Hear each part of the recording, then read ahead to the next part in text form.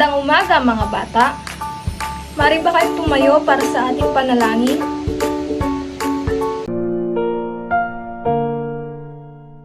Please bow your heads and let us pray.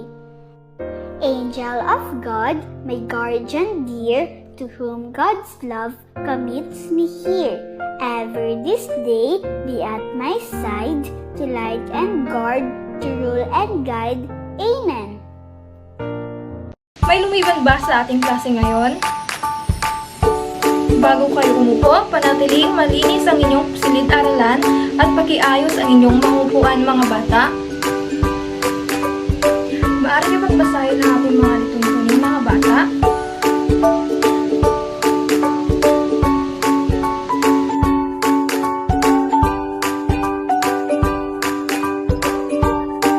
Noong nakaraang araw, ano ang ating tinalakay, class? Ano nga ulit ang karumuhang bayan? Tama! Dahil naiintindihan nyo na ang ating tinalakay noong nakaraang araw, tayo naman ay dadako sa susunod na ating tatalakayin. Handa na ba kayong makinig mga bata? Bago yan, may hinanda ako na inyong sasagutan. Mari ba kayong tumingin sa harap at tignan kung ano ito?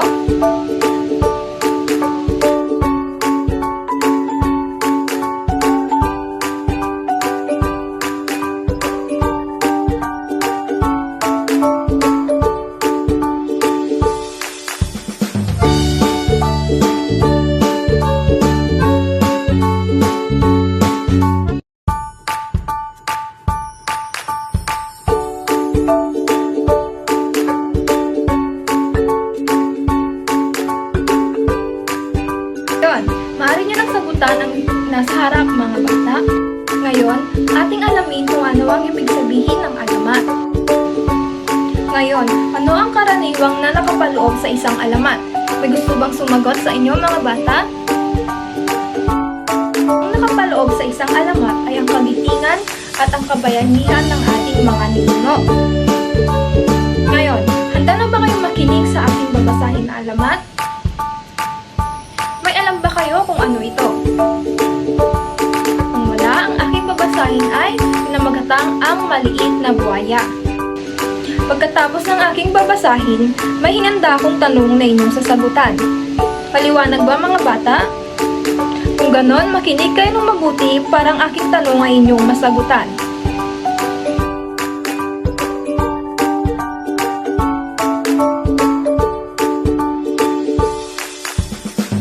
Ang maliit na buwaya. Sa isang malaking ilog, may isang maliit na buwaya na nagngangalang si Buwi. Si Buwi ay hindi katulad ng ibang mga buwaya. Siya ay masaya at mahilig maglaro. Araw-araw, naglalaro siya sa tubig kasama ang mga isda at mga pagong.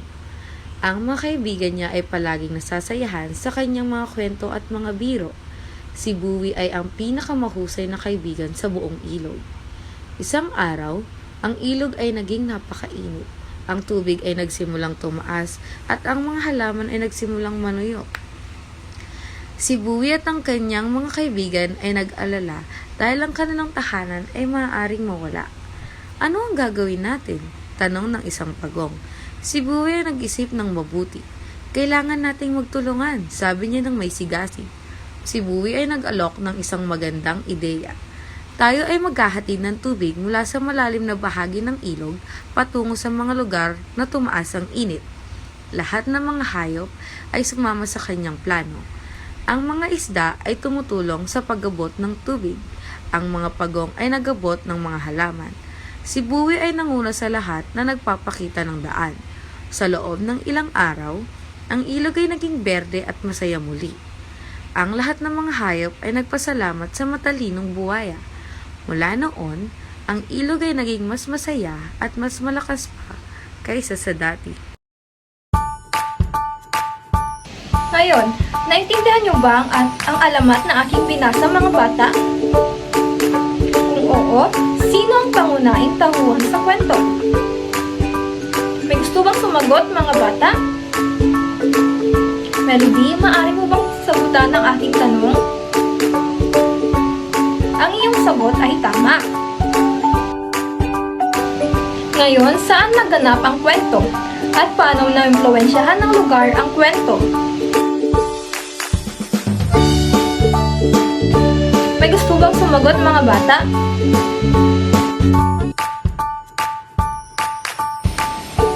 Anthony, maaari mo bang sagutan ang aking tanong? Magaling! Ang iyong sagot ay tama. Ano naman ang pangunahing problema at paano ito nasolusyonan? May gusto bang sumagot sa inyo mga bata? Rainiel, maaari mo bang sagutan ang aking tanong? Magaling! At ang panghuling tanong, anong aral ang inyong napulot sa kwento na aking binasa? Anthony, maaari mo bang sagutan ang aking tanong? Tama! May gusto pa bang sumagot mga bata? Hana, maaari mo bang sagutan ang aking tanong? Magagaling! Lahat ng inyong sagot ay tama. Ngayon, may hinanda akong inyong gagawin. Pero bago yan, may nais muna akong itanong. Batay sa kwento, tungkol saan ang alamat?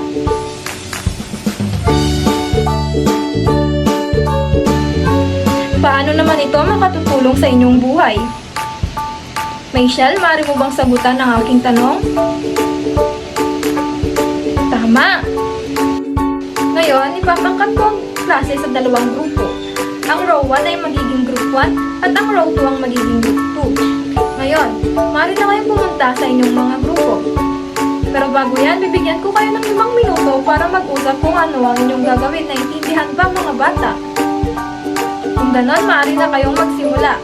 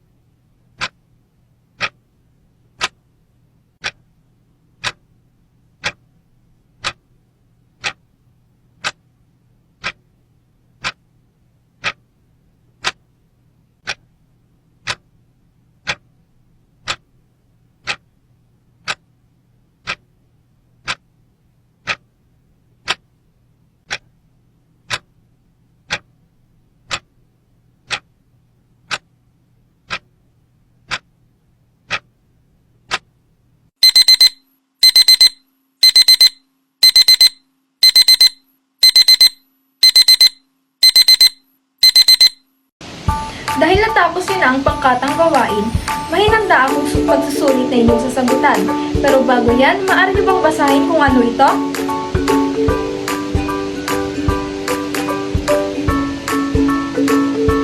Maaari nang simulan ang pagsagot, mga bata. Ngayon, tapos na ba kayo, mga bata? Kung oo, ipasa ito pagitna at ang nasa gitna ipasa ito paharap.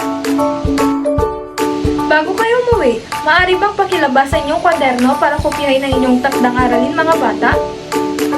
Pero bago yan, babasahin ko muna kung ano ito.